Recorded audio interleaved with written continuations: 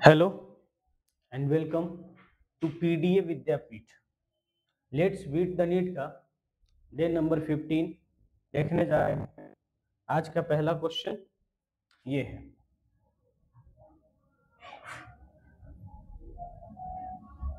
चलिए इसमें लगे the light rod of length L has two masses M1 and M2 attached to its two end. The moment of inertia of the system about an axis perpendicular to rod and passing through the center of mass। एक बार देखिए, हमको बोला कि यह एक rod है जिसका length L है और इसके दोनों एंड पर एक मास रखा हुआ है, पॉइंट मास, जिसका मास M1 एंड M2 दे रखा है और हमसे पूछा है कि इसके सेंटर ऑफ मास से परपेंडिकुलर मोमेंट ऑफ इनर्शिया क्या होगा। तो मोमेंट ऑफ इनर्शिया जो होता है वो होता है moment of inertia about centre of mass is equal to mass ये वाला m2 इंटू ये वाला लेंथ। अभी इस वाले लेंथ को हम क्या मान रहे हैं, x2, और इस वाले लेंथ को हम मान रहे हैं x1। तो ये हो जाएगा कितना, x2 का स्क्वायर प्लस ये मास है m1 और लेंथ है x1 का स्क्वायर। ठीक है, अब हम एक बार सोचते हैं कि यहाँ पर हमारे पास क्या है। चलिए देखते हैं। तो सबसे पहले हम x1 x2 निकालते हैं। तो x2 इज इक्वल टू क्या होता है, मास m1 total length upon m1 plus m2, ये हो गया x2।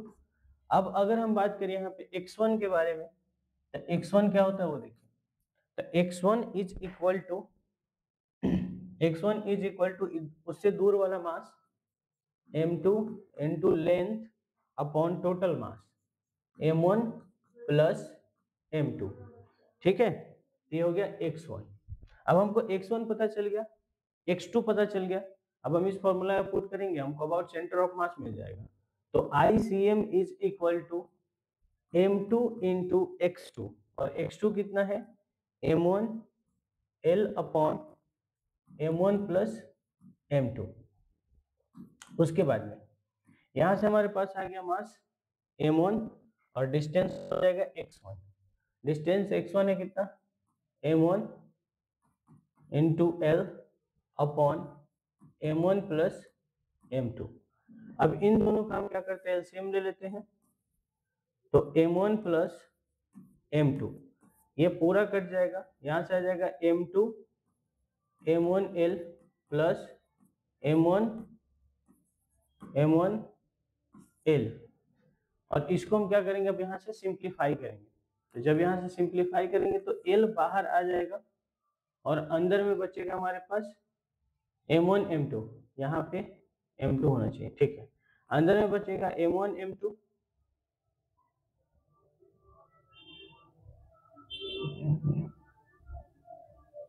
क्या हो गया,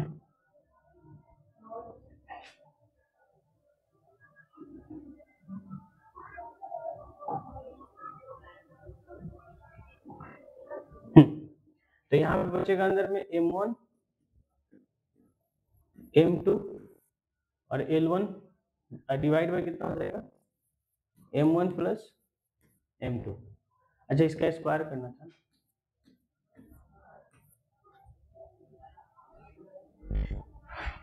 हाँ ठीक है, L स्क्वायर आ जाएगा।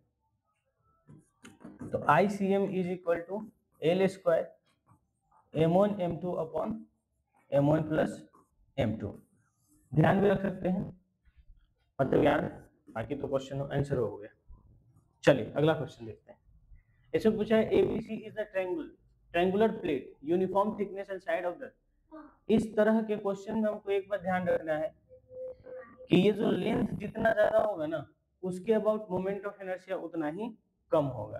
तो हम कहीं ना कहीं बोल सकते हैं आई जो है इनवर्सली प्रोपोर्शनल टू डिस्टेंस। यहाँ के लिए, सबके लिए नहीं, ये लिखना गलत हो जाएगा, रुक जा एक सेकेंड, पता चला हर जगह पे ये अप्लाई कर रहा है। देखिए ध्यान से, ये डिस्टेंस जितना ज्यादा होगा मोमेंट ऑफ इनर्शिया उसके अबाउट उतना ही कम होगा।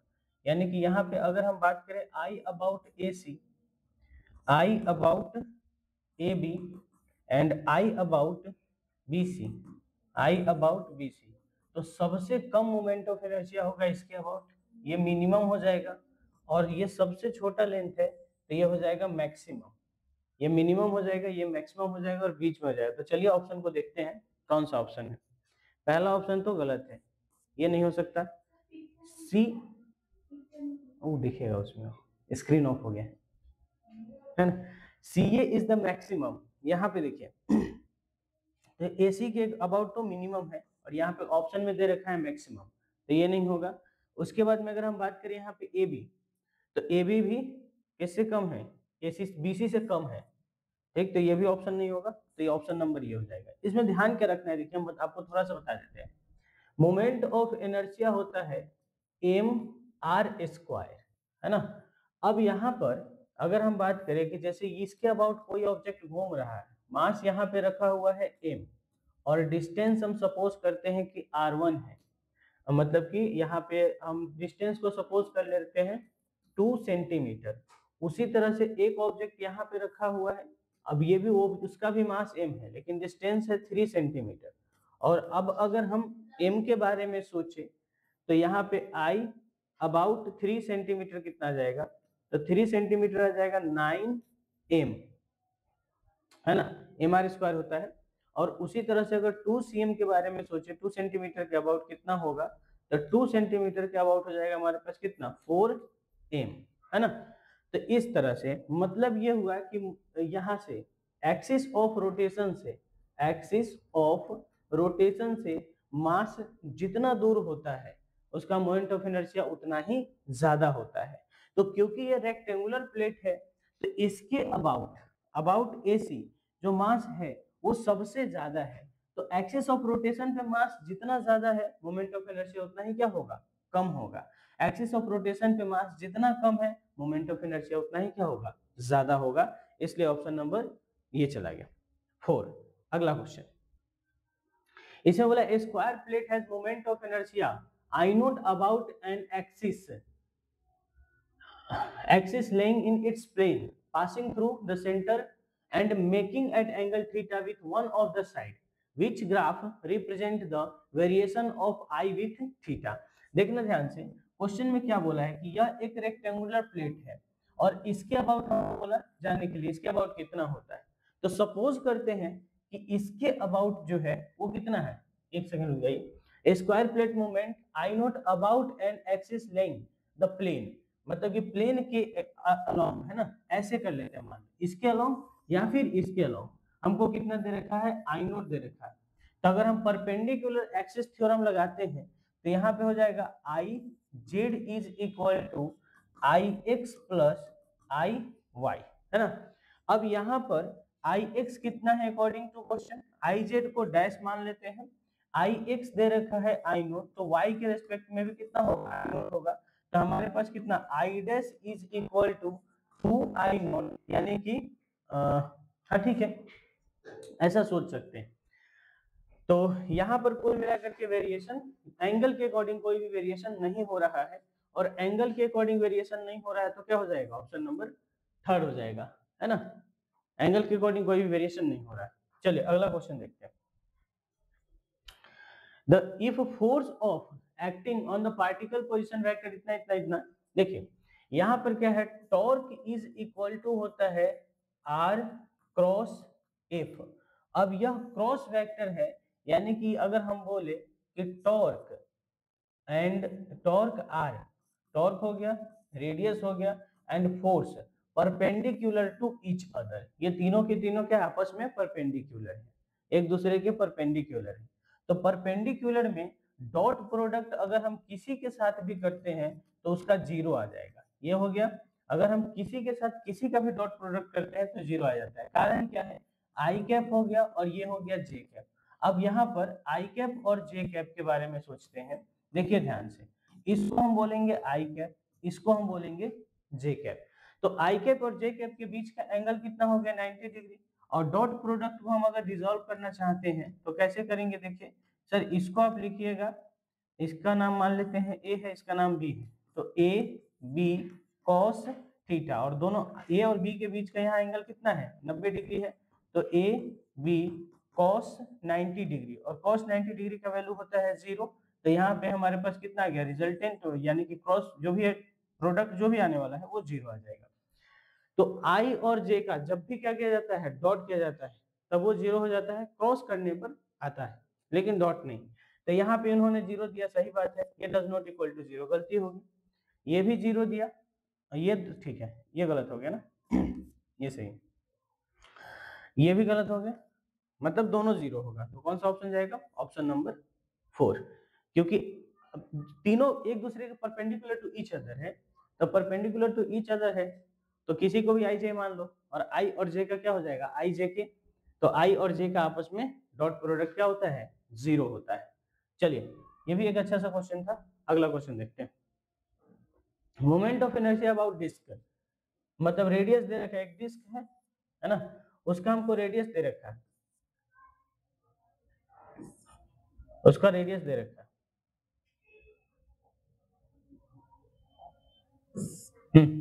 रेडियस दे रखा है कितना हमारे पास 0.5, ठीक है, मीटर अबाउट ज्योमेट्रिकल एक्सिस, और हमको मोमेंट ऑफ इनर्शिया भी दे रखा है, यानी कि आई भी दे रखा है कितना 2 kg metre square. If string is tight its circumference and force of 10 newton is applied, the value of torque, torque के लिए हमको क्वेश्चन बस फंसाने के लिए दे रखा है, टॉर्क होता है आई क्रॉस एफ, है ना, तो आर के जगह पर हम लिख सकते हैं कितना, हमारे पास 0.5 दे रखा है, और एफ के जगह पर लिख सकते हैं 10, तो 0.5 को 10 से गुना करेंगे तो हमारे पास कितना जाएगा 5 न्यूटन आ जाएगा। तो ये भी सिंपल सा क्वेश्चन था साधारण,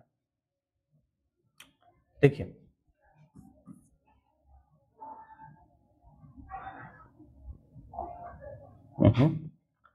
torque equal to R cross F, R cross F, torque equal to R cross F. चलिए अगला क्वेश्चन देखते हैं।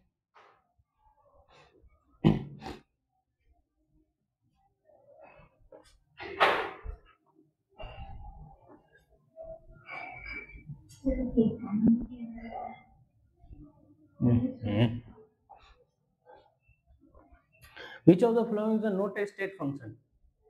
नोट स्टेट फंक्शन, यानी कि पाथ फंक्शन पूछ रहा है, और पाथ फंक्शन तो ही होता है हीट और वर्क, हीट और work.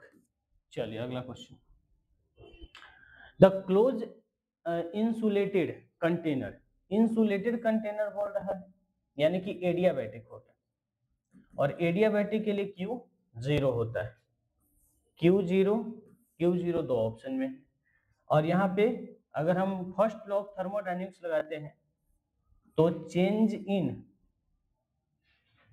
Heat is equal to change in internal energy plus change in work, है ना, चेंज इन वर्क, तो ये हो गया 0, तो चेंज इन इंटरनल एनर्जी हमारे पास थोड़ा गलत लिखा गया क्या, change in internal energy is equal to change in theta plus W, तो यहाँ पे चेंज इन इंटरनल एनर्जी जो आया वो हमारे पास किसके आ गया चेंज इन वर्क के बराबर आ जाएगा, ठीक है, और Q तो 0 हो गया, ये हो जाएगा 0, कौन सा ऑप्शन में है ये, और ये दोनों डज नॉट इक्वल टू 0, तो ऑप्शन नंबर या तो फर्स्ट हो गया या थर्ड, जबकि वहां पे बोला कि चेंज इन इंटरनल एनर्जी और वर्क बराबर है किसके चेंज इन हीट के, मतलब हीट के बराबर है और वो 0 होगा, नहीं सिर्फ हीट 0 होगा, जो कि दो ऑप्शन में, इसलिए ऑप्शन नंबर थर्ड हो जाएगा। एक बार देखो यहाँ पे क्या बोला www एन आइडियल प्रोसेस, चलिए देखते हैं एक बार,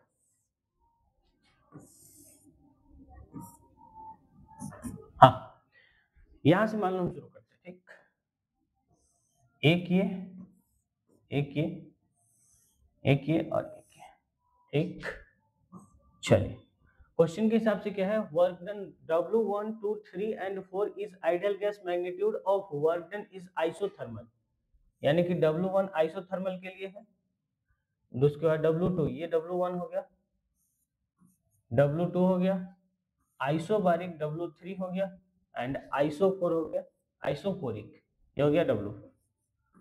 आइसोकोरिक में होता है वॉल्यूम कांस्टेंट, प्रेशर और वॉल्यूम के बीच का ग्राफ है वॉल्यूम कांस्टेंट, और वॉल्यूम कांस्टेंट यानी कि work done 0।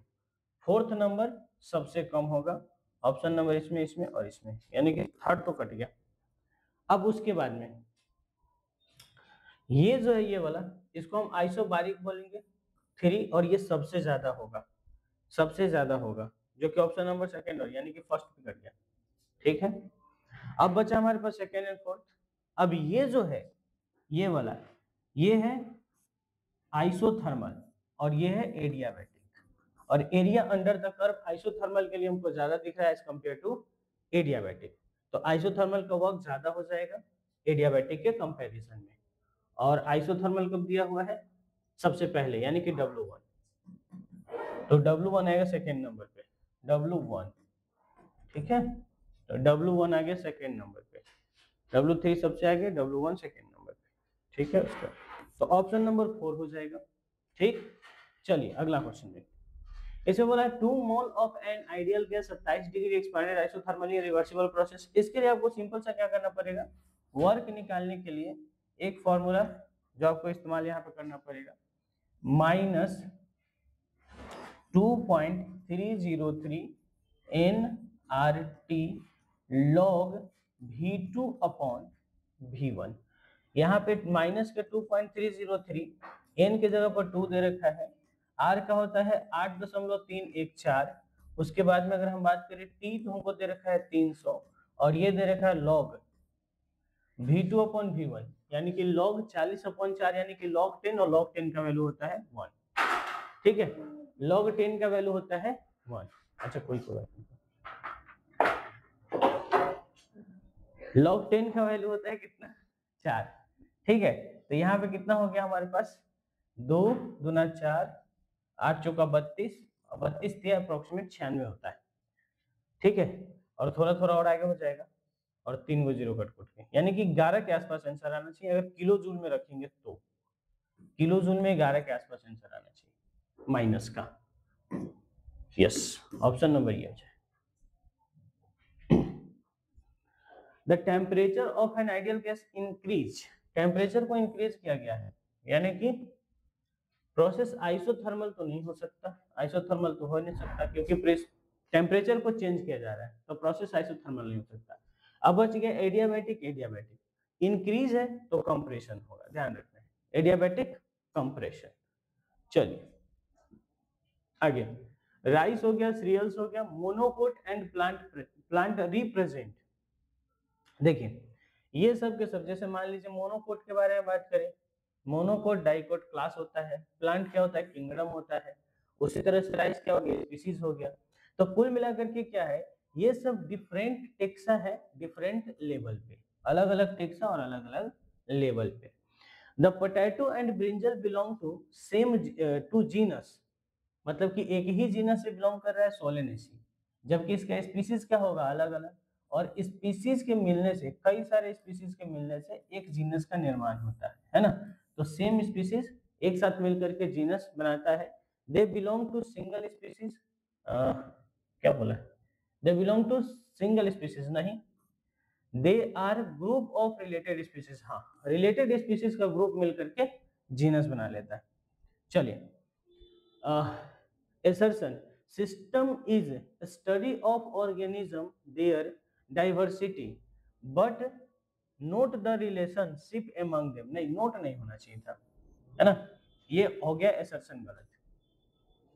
the word systematic is derived from Latin word system, ये भी सही है, यानी कि assertion गलत है, assertion है गलत, जबकि रीजन है सही।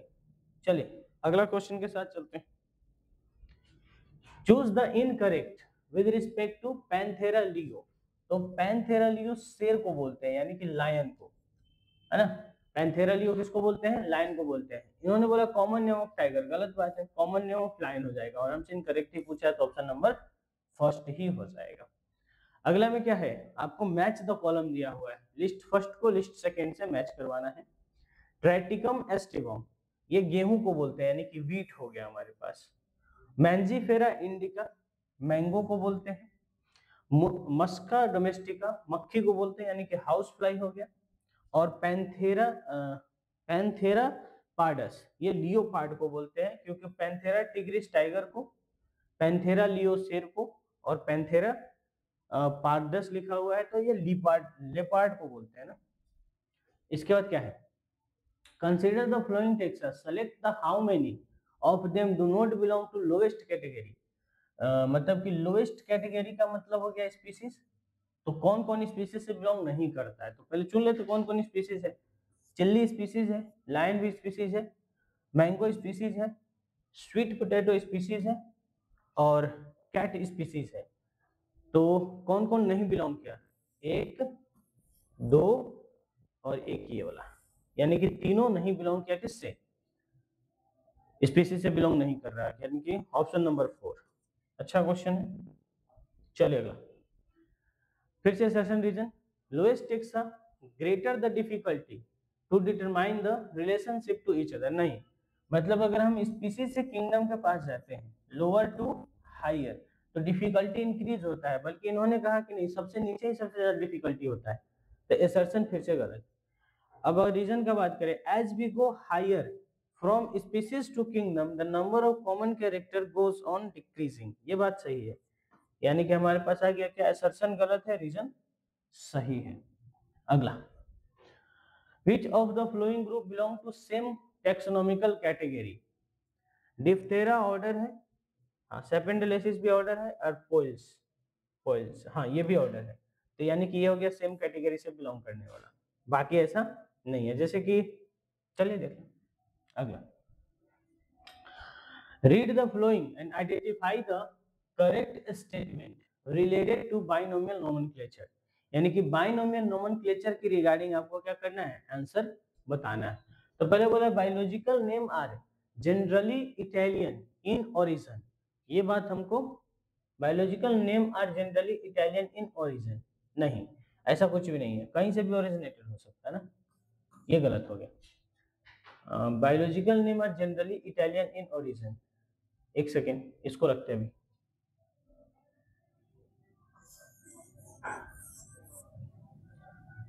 अगला स्टेटमेंट देखते हैं, both word in biological name when handwritten and separate underline, चलिए ये तो सही है कि अगर हैंड रिटन होता है तो सेपरेटली अंडरलाइन किया जाता है, ये दर्शाने के लिए कि हम हैंड रिटन लिखें, तो बी सही है। उसके बाद में the genus name start with capital letter, C भी सही है। The species name start with small letter, ये भी सही है।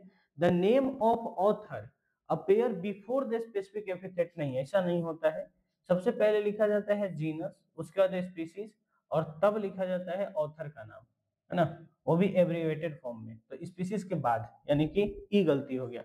Nomenclature only possible when organism is described correctly, चलिए ये भी सही है, यानी कि हम बोल सकते हैं बी सी डी और एफ सही है, B C D and F, B C D, उसके बाद में कौन है, F, B C D F, 4 statement सही है, बाकी 2 स्टेटमेंट ए और ई गलत है। चलिए अगला, सेपेंडल्स, मशेरिया, मैंजीफेरा और एंजियोस्पर्म। सबसे पहले सेपेंडल्स क्या है, एक ऑर्डर है ना, सेपेंडल्स ऑर्डर है, ये इसके साथ जाएगा। मुसेडिया, मस्का डोमेस्टिका, नहीं एक सेकेंड, मैंजीफेरा कौन हो जाएगा यहाँ पे, मैंजीफेरा इंडिका, यानी कि जीनस हो जाएगा, ठीक है। एंजियोस्पर्म, एंजियोस्पर्म, जिम्नोस्पर्म, है ना, ये सब हो जाएगा हमारे पास डिवीजन, तो बच गया कौन, होशेडिया बच गया, फैमिली, और ऐसे भी ए ही है तो फैमिली होगा। चलिए अगला question, incorrect statement from the flowing, इसमें जो स्टेटमेंट लिखा हुआ है इनकरेक्ट है, आपको देखना है कौन से कौन, इनकरेक्ट पूछा है हमसे। Homo belong to order Primata, ठीक है, देखते हैं, monkey, gorilla are placed under a common group called mammal, ठीक है। Tiger, cat and dog place in common group called mammal, नहीं, ग्रुप कॉमन नहीं होते तो गलत हो गया। Insect place under phylum Chordata, नहीं, ये तो कॉर्डेटा का मेंबर नहीं होता ना, तो 2 गलत हो गया। Homo belong to order Primata, monkey, gorilla and gibbon are placed under the common group called mammal. नहीं, ग्रुप नहीं होता है, क्लास मैमल होता है ना। तो ये हो गया, यानी कि ये सही है, ऑप्शन नंबर फर्स्ट सही है। अच्छा क्वेश्चन, क्या choose the incorrect statement of the flowing, same question repeat हो गया। अगला, रीड द फ्लोइंग स्टेटमेंट, ठीक है, इसमें वही है। As we go species to kingdom, taxonomical hierarchy, number of organism will decrease. As we go from species to kingdom, a taxonomical hierarchy, number of organism will decrease. Number of organism कैसे decrease हो सकता है? Two plant belong to same division but different order. There may belong to same class. एक बार देख लेते हैं। Kingdom हो गया, डिवीजन हो गया, यानी कि किंगडम, डिवीजन, क्लास, ऑर्डर। इन्होंने कहा है कि two plant belong to same division, ये बोल रहा है, ठीक है। और डिवीजन बट डिफरेंट ऑर्डर, उसका ऑर्डर हो सकता है कि डिफरेंट हो, ये बात सही है। मे बिलोंग टू सेम क्लास, और ऐसा हो सकता है कि दोनों सेम क्लास है, क्योंकि ऑर्डर डिफरेंट है तो हो सकता है कि क्लास भी क्या हो जाए, सेम हो जाए, है ना। क्लास भी सेम हो जाए और डिवीजन भी सेम हो जाए, ठीक है, ये तो हमको सही लग रहा है, बी तो सही है। उसका क्या है, families among the plant species are characterized on the basis of reproductive feature, हाँ ये सही है। in case of plant, classes with few similar character are assigned higher category called phylum. In case of plant classes, the few similar character are assigned to higher category, यानी कि class से higher क्या होता है, plant में phylum नहीं, division कहा जाता है। All animal belong to various phylum are assign to highest category called kingdom Animalia, हाँ ठीक है, एनिमल के लिए फाइलम कहा जाता है किंगडम, ये तो सही है। यानी कि बी, सी और ई सही है, बी सी ई, बी हो गया, सी हो गया और ई सही है। तो आज के लिए इतना ही रखते हैं, फिर कल मिलेंगे, ओके बाय।